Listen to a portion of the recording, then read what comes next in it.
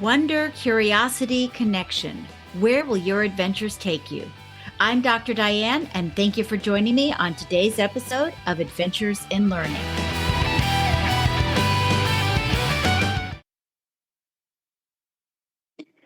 So welcome to the Adventures in Learning podcast. I'm your host, Dr. Diane, and today our very special guest is Alison Green Myers. A little bit about Alison. Her first book for middle grade readers, A Bird Will Soar, received the American Library Association's 2022 Schneider Family Book Award and the Pennsylvania State Library Association's 2022 Carolyn W. Field Award. Alison is also the program director for the Highlights Foundation. She's a National Writing Fellow, and she's an active member of the Society of Children's Book Writers and Illustrators. And beyond that, she's got a ton of classroom experience. She's written curriculum, and I think you're just in for a real treat. So, Alison, welcome to the show. Well, thank you so much, Diane. I'm really happy to be here. I love the title, Adventures in Learning, and I'm excited to talk about that. Well, I am so glad. And so actually, I'm going to start by asking you a question I ask everybody who comes on the show.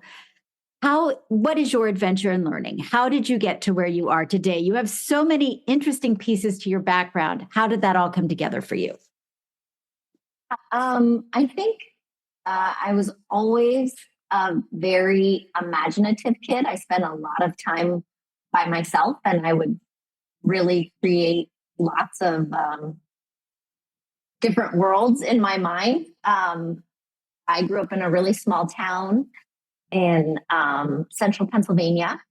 And when I was younger, I wanted to be a firefighter or a nurse. I knew I wanted to do something to be a helper. Mr. Rogers was definitely my favorite and, look for the helpers. And then I started to think more about teaching. And that really changed my life. I mean, that got me where I am today. I think I had a lot of really cool experiences growing up. I had some instability at home. I had a family kind of take me in, and they owned a traveling carnival. And so in the summers, I got to travel with them and a bunch of my girlfriends, and it was quite a life. It was quite an opportunity. I got to find a lot of bravery being out on my own, I think, like that.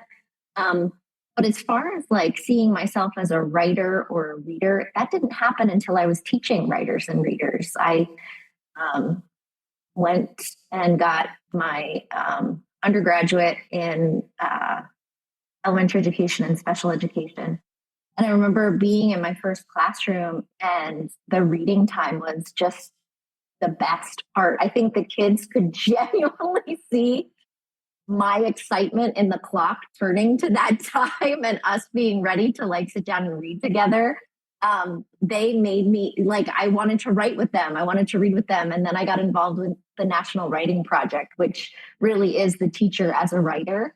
And it's all about modeling your writing in front of kids and your process and your fears and your vulnerability. And we just became writers. And through that, we had an author visit our classroom who was getting ready to teach at the Highlights Foundation. And she was like, "So you're starting to write. Did you know that this is something that you could learn more about and learn how to do for kids?"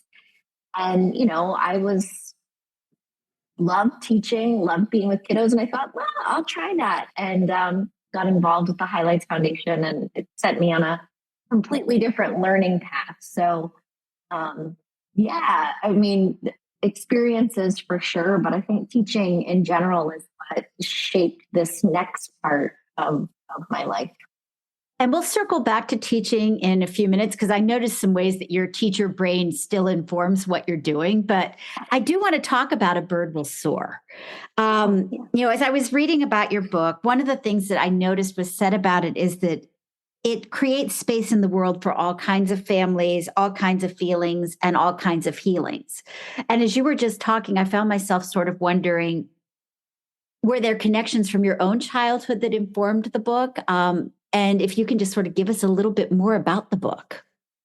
Yeah, sure. My favorite part of the book is talking to kids about it. And the number one question they ask is, like what parts are real. I think the thing about fiction that kids love is that they realize it's this suspension of, reality as they're entering a story. But then they're like, but I know somebody, I'm talking to you right now, and I know you created this. So let me in on the secret. Like, what are the parts that are real? And there are parts that are very tangible to my life growing up. I mean, I think the ultimate theme in the book has to do with, the main character, Axel. He's processing the mystery of a parent flying away and coming back.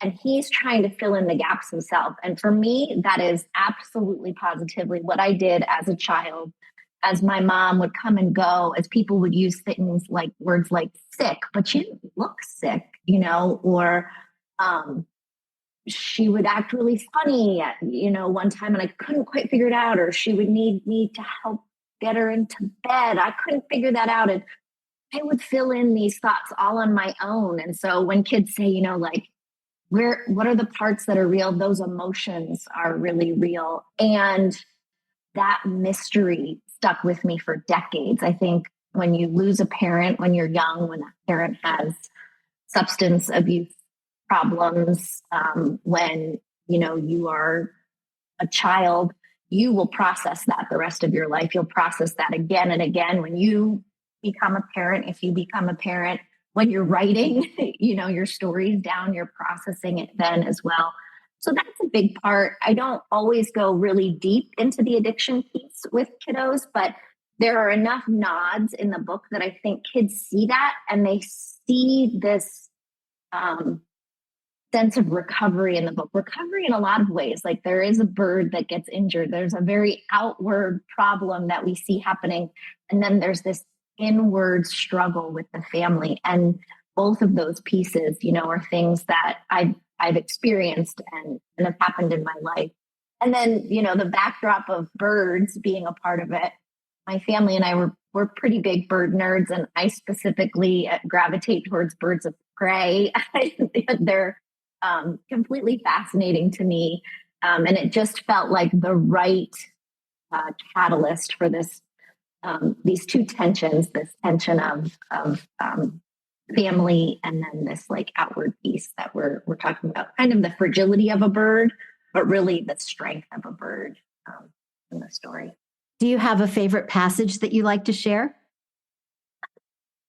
I just am coming off of World Read Aloud Day, which is my favorite day of the year.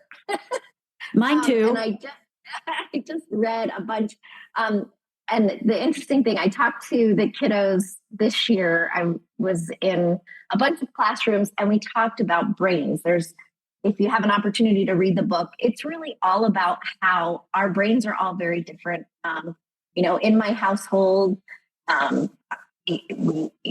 I have a seizure condition. We have ADHD, we have autism. We are constantly talking about how we're constantly coming to situations differently. Like, when I remember thinking everybody must pass out Uno cards the same way. I count. So if there's 3 of us playing Uno, I count to 21. I thought everybody did that.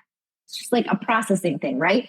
But what I found was most people are like 1, 1, 1, 2, 2, 2. And I'm like, a minute, but that's just like a really tangible example of it. And so when I went in for World Read Aloud Day this year, we talked so much about brain processing and how our brains are fascinating.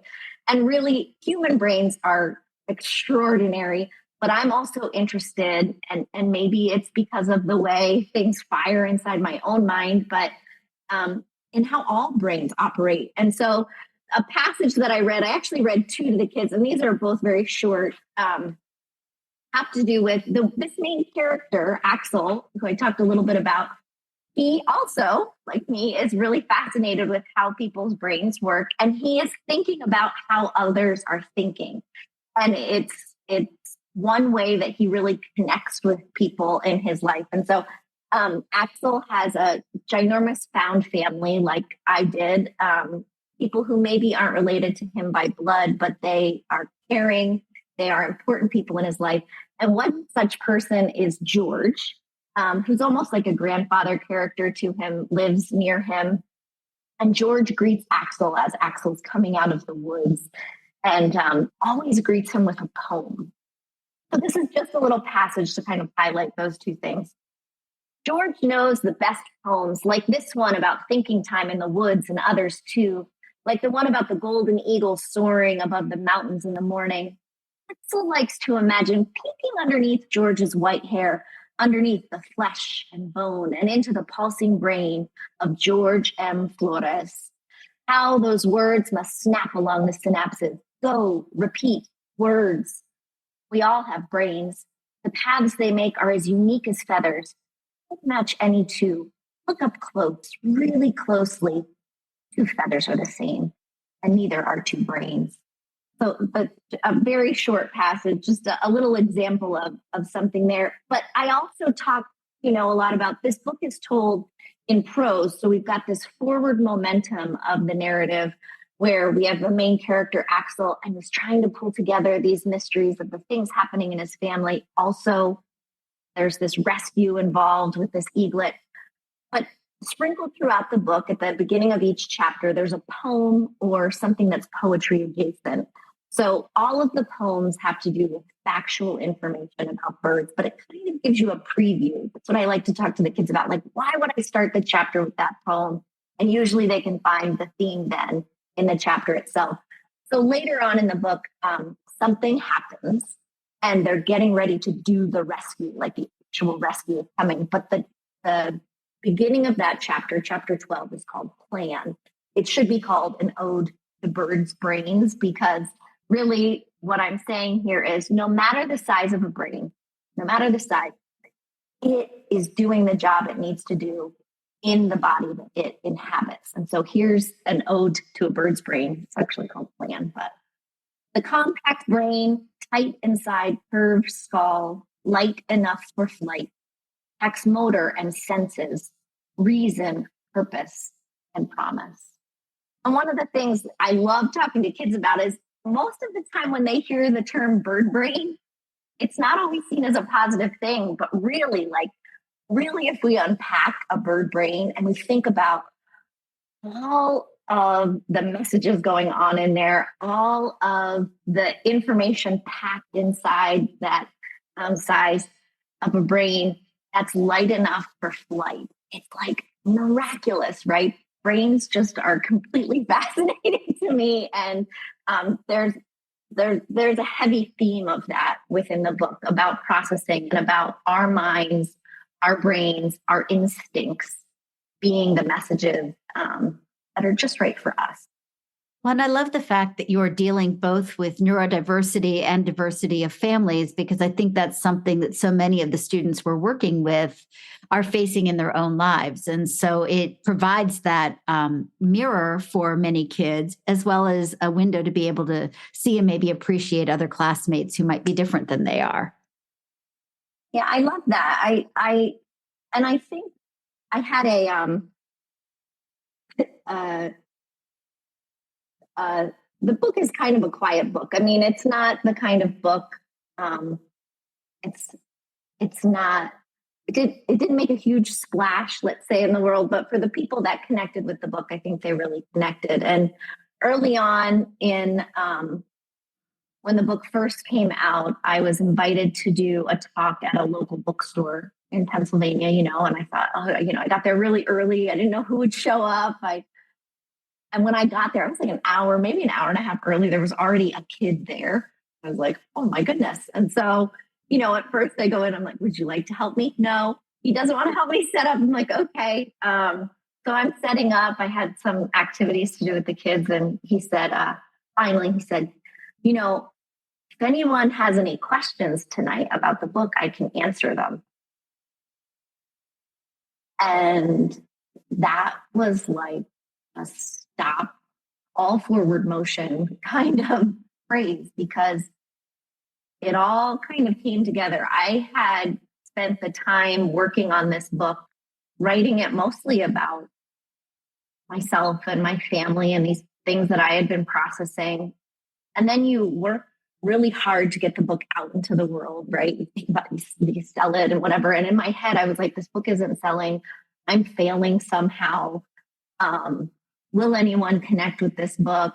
So it's these ugly things I think of when I think of like putting out a book, and that's not me. And so I was having, physical reactions to it, definitely emotional and mental reactions to it. And then this kid says, if anyone has any questions about the book tonight, I can answer them.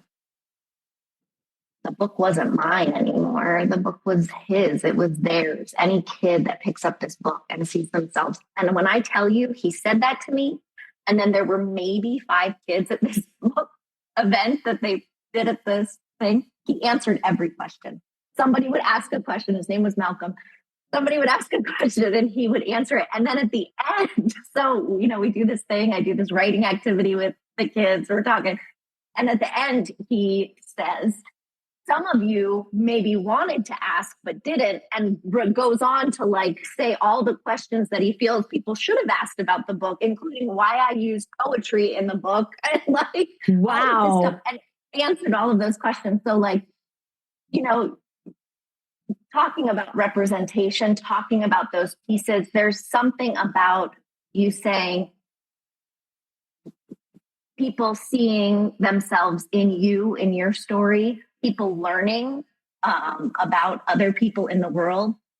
But oh my gosh, when a kid takes ownership of the book, I had never in my life experienced something like that.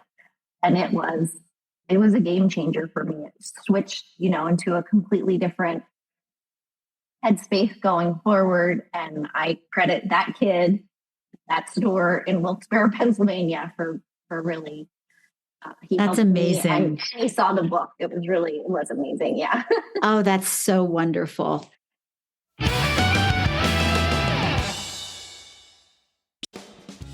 It may be cold outside, but schools and districts are already starting to think about summer and fall professional development.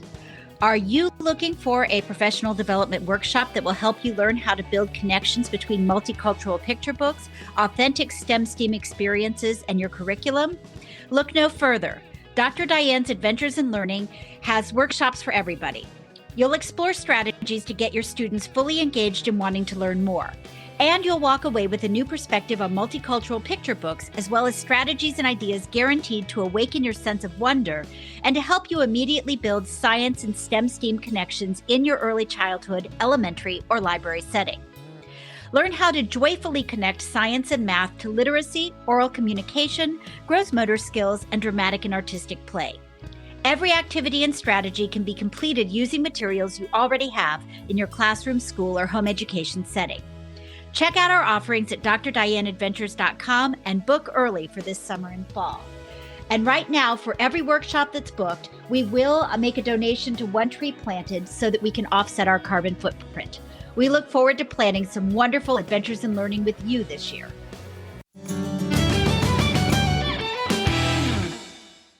Now, I was looking online and I loved the Teacher Educator guide that goes with the book. And in particular, I noticed 2 things that really stood out to me. One, there's a whole section where you provide STEM connections, which I think is really powerful. And then the other section, you provide these wonderful book connections to picture books, to middle grade novels, and even to adult books that pair beautifully with it. And so I'm assuming that comes from your background as a teacher, that you created this, but why was it important to you to include those elements in the teaching guide? So again, I'll go back a little bit and just say I should credit somebody else for that. My dear friend, Bobby Combs. So the book was getting ready to come out. I was gripped in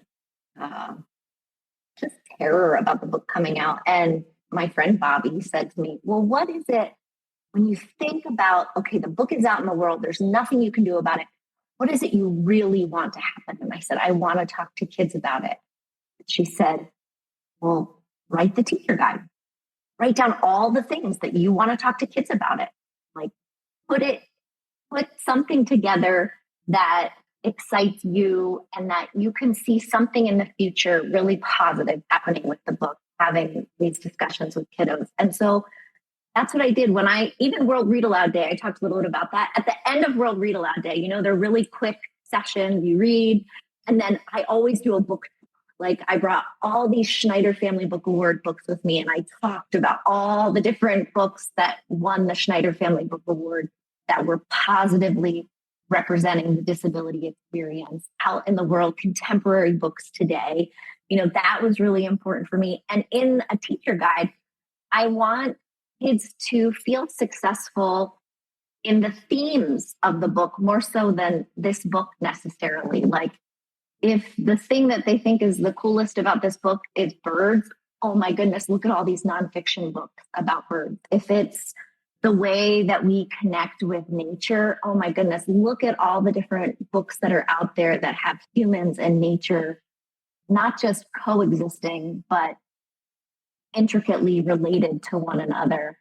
So that was like the most exciting part. And then what I loved was Penguin, when the book was reprinted in paperback, they said, we loved your teacher guide too. And so now in the paperback version of the book, the teacher guide is printed right into the back of the book itself. Oh, wow. Really great. That is really cool.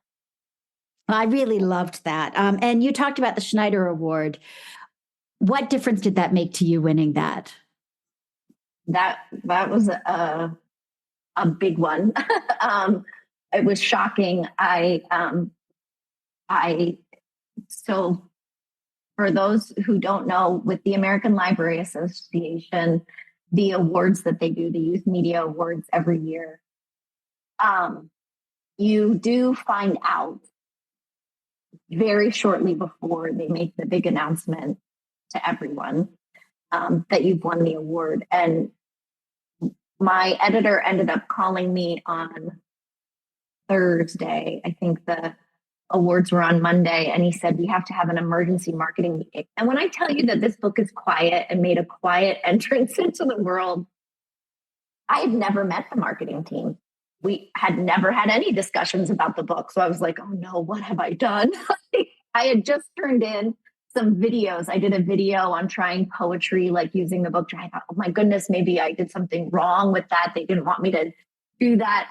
So I get on this Zoom call, and my editor's camera is turned off, but I can see his name. And my agent, Jen Rofe, her camera's turned off, but I can see her name. And then there's all these people on the screen. I don't know, but I don't know anyone on the marketing team. Right. Oh, they said, we should probably tell you why we're gathered. And I always go worst case scenario. Like that is, my brain goes immediately to it and splinters off into 1,000 stories of worst case scenario. So I'm sitting there thinking something terrible has happened. And the woman introduced herself, and she said she was the chair of the Schneider Family Book Award. Well, as a classroom teacher, as someone working at the Highlights Foundation, as someone in the disability space, like to me, those words weren't connecting with being in there.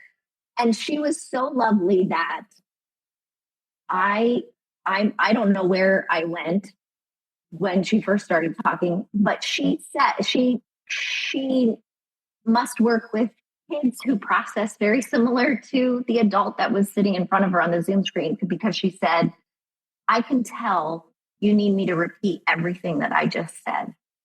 And she went again and she read the citation for why Bird won the Schneider Family Book Award.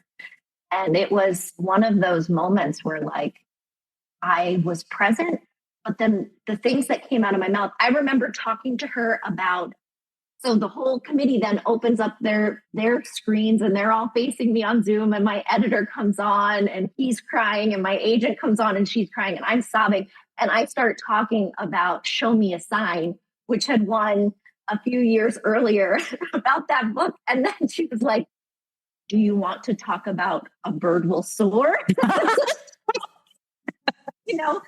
But even it was just so, and then, you go and you get the award at the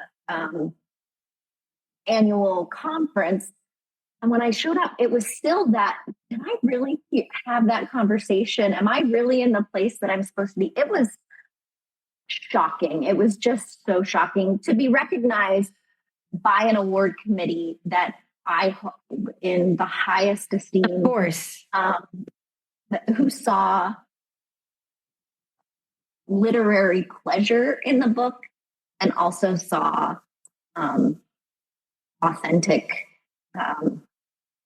representation of the disability experience. So that was really, really meaningful.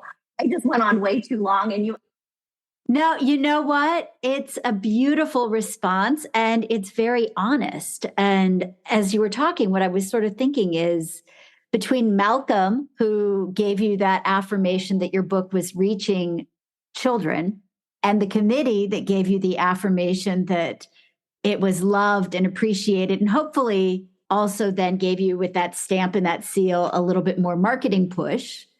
I'm hoping that maybe that's inspiring you for your next novel or your next book. it's funny. I just talked to my agent this week. So I have a big revision that's due to my editor. The second book is under contract. It's not related to Bird. It's a different book, but it's my editor says they're in the same orbit, aren't they? Like, I could see the main characters being friends. It has to do with this intricate family and found family structure. It's set on an amusement park, very similar to the experiences that I had on the carnival. Like, if Bird was, 60% me, this book, which is about finding happiness, is 95% me. But I just talked to my agent the other day, and she said, "How are the revisions going?" And I, like I'm doing right now with you, I apologize. I ramble. And then I said, "That's all to say I'm nervous." And she's like, "I figured." So I can see the path that I want this book to take. I see the shape that I want this world to be. There's still that piece inside me that says, yeah, but can I pull that off? Like, I know what I want this character to show the world. And I just want to make sure that I'm the person who can do it in the very best way. She's like a really important character to me. And I want it to happen for her, right now. That's the point in the process that I'm at. So in your writing process, do you have a crew of people that you go to, or is it very internal and just you? Definitely not. I mean, I think it's internal for a long time. I'm like slow drip coffee. Things get really sticky and stay in my brain. I write poetry a lot too, mostly for adults. And somebody like you and I might be talking today, and there might be a phrase that you end up saying that will just almost like a Post-it note. It gets stuck in my head. And then I keep going back to it, and I keep going back to it until other words start to build around it. And I feel like that's how I do poetry, and how a novel comes to me is so similar. There is like the core theme or the core character, and they're stuck inside my head. And I'm just like, it stays in there for a really long time until it has enough other stuff stick to it, which doesn't sound like, right now I'm picturing gum on the underside of like a table, which it probably is not pretty. So that's probably accurate. And then when I first start talking about the book in earnest, I have a friend, she and I talk on Saturday mornings without fail, at early every Saturday morning. She's busy, full-time job, and writes. I have a full-time job and I write. And so we carve out this time really early on Saturday mornings to just give an update. Did we do anything in our writing lives or our writing selves? So she's like my accountability friend. And I talk through a lot of things with her. And, I have other really trusted people who maybe read pages or might let me read a section to them or something like that. My agent is amazing. She's very editorial. She has a great, when she says something is working, I don't feel like she's just saying it to be nice, which, how do you go through life like that? I feel bad sometimes saying that, but like sometimes you just feel like, oh, they must be saying that to be nice. Like if she says, no, this is working, she's so on the nose and honest, it, is great. And then my editor and I have a good relationship. Someone used the term, and I love this, and I hope he'd be okay with it, but I was at an event and somebody said, "Oh, Andrew Carr is your editor. He edits by metaphor." And I was like, what it is. Like, there's this whole scene that I was working on in the next book, and he said something to me about duct tape. In that section, he didn't say, like, it reminds me of duct tape. He actually started to talk about fixing his bike. He rides biker. And he was talking about fixing it with duct tape instead of investing in the piece that he knew that he needed. But I knew that there's no duct tape or bikes in the book itself. It has to do with this family, like, bandaging over and just moving forward, even though it's not the proper fix. So, editing by metaphor, meaning we just talk about all these things, and then I try and synthesize what he's talking about before I can bring it into the book. And then eventually, like, he'll put, he doesn't worry as much about the shape of something until he's sure that the sound of it is right. And I really appreciate that about him. Like with Bird, there was no rhyme or reason to the chapters. There was poetry everywhere. And then really far in, he said, let's put some structure behind this. What do you think about moving poems to the beginning of the chapters? Like, I was like, oh yeah. So he lets me be messy until he cleans it up and kind of moves it forward. Sounds like a great relationship.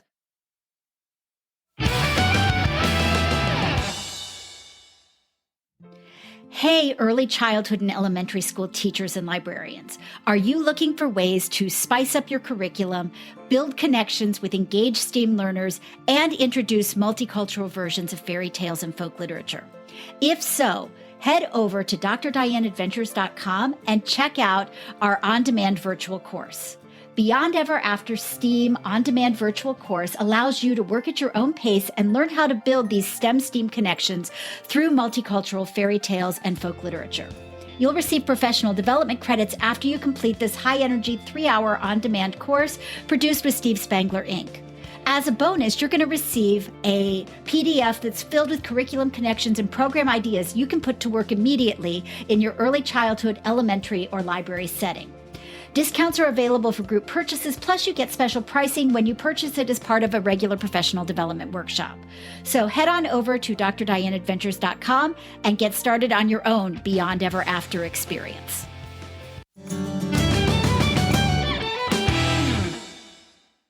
Now, back at the beginning, you had mentioned you had been in the classroom, you were doing the writing project, all of that, and you ran into the Highlights Foundation and assistance and help as you were writing. You now work for them. How did that come about? And can you tell us a little bit about the Highlights Foundation and what it does? Sure. Yeah. So if you're familiar with Highlights Magazine, the Highlights Foundation is a nonprofit arm that is loosely tied to the Highlights family of corporations. And it started as a retreat center. And we still have the retreat center, but we also have online classes. And it is a place for people who really care about children's books to come and work on or learn about the craft of writing or illustrating for kids. We have tons of free sessions. We have paid online classes. We have paid retreats. We have personal retreats where you can do writing.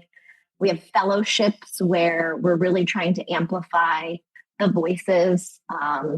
Right now we have a Muslim Storytellers Fellowship where we have 16 Muslim writers in a cohort. We've been working together for over a year and working on their stories with people in their communities, uplifting their voices in children's books. And it came through my life pretty much like anything else. I wasn't looking for it. It came, to my school. I was teaching, and Linda Oatman High was author in residence.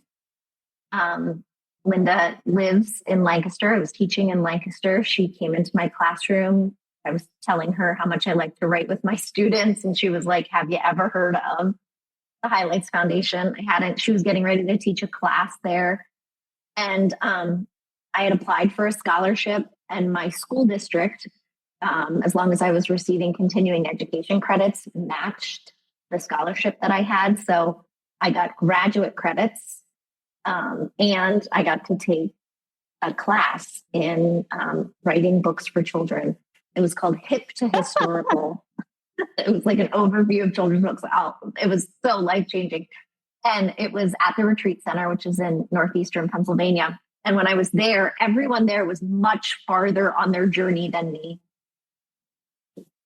And one of the women there said, they do this large conference where you can meet editors and agents, and it's at the Chautauqua Institute in New York. You should see if you can get a scholarship there. And I did. I ended up getting a scholarship there.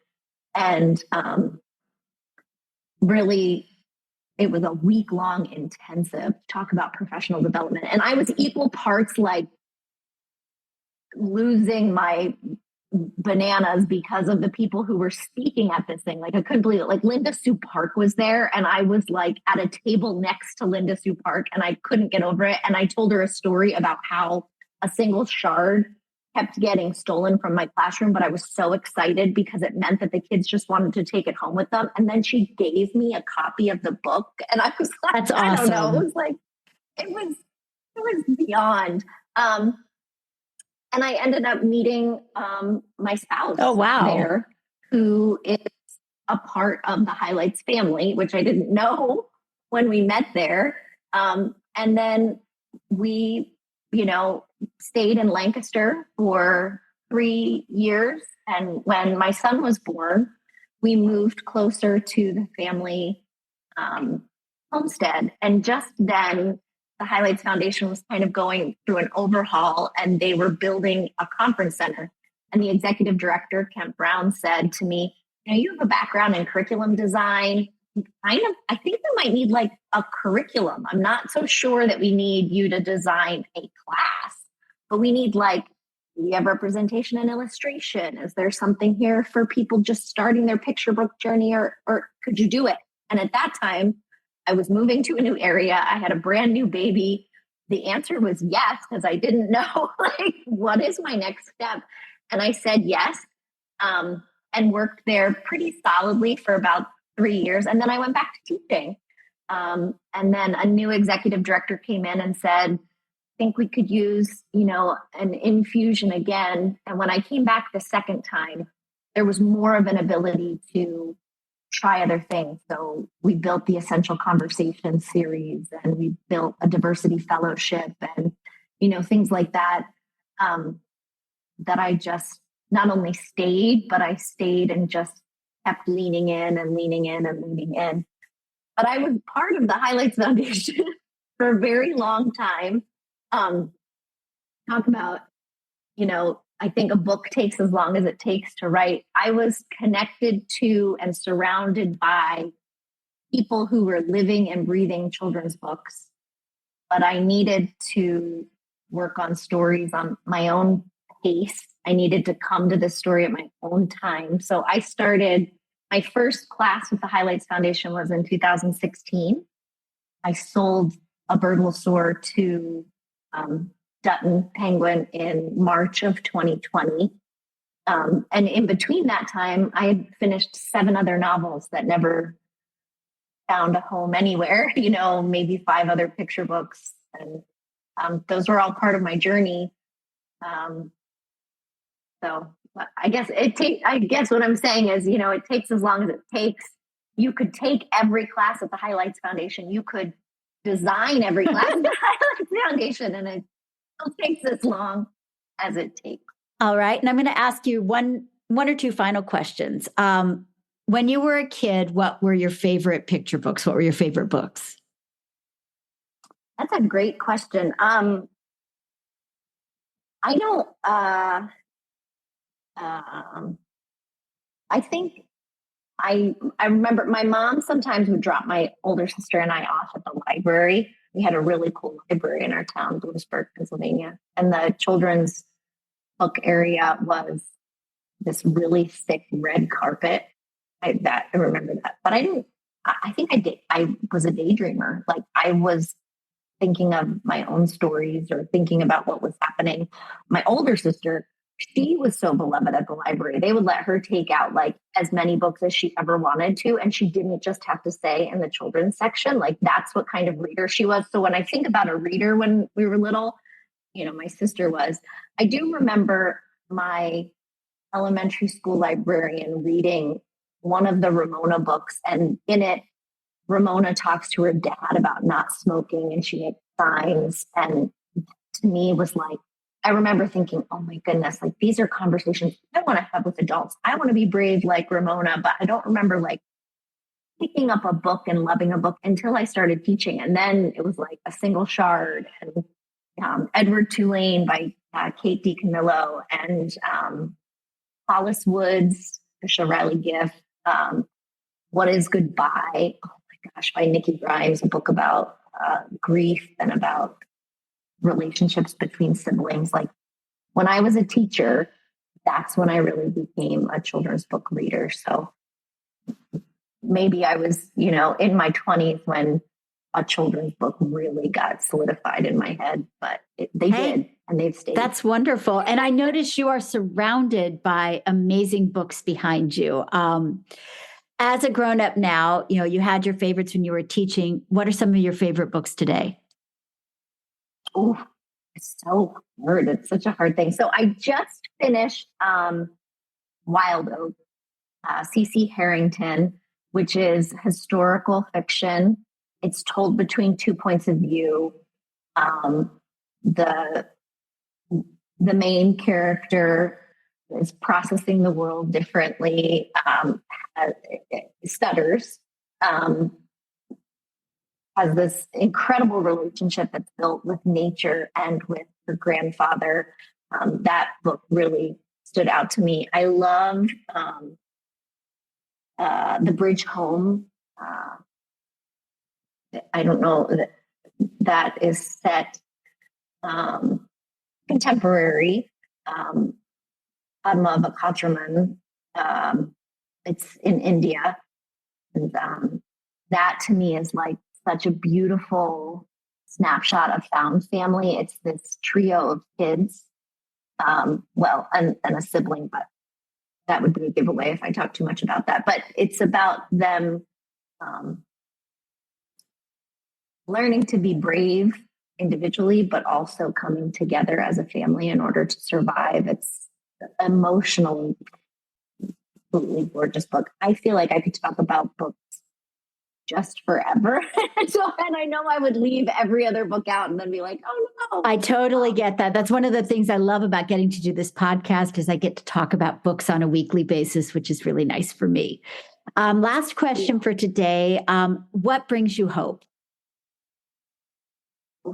Yeah. I think spending time with kids for sure gives me hope. One of I wrote a note to my readers in the back of the book. And one of the things that I wanted to tell them, because there might be bird nerds like me who read the book, I wanted to tell them what was fact and what was fiction when it came to the birds in the book. And I had an expert reader. I had a falconer who read the book.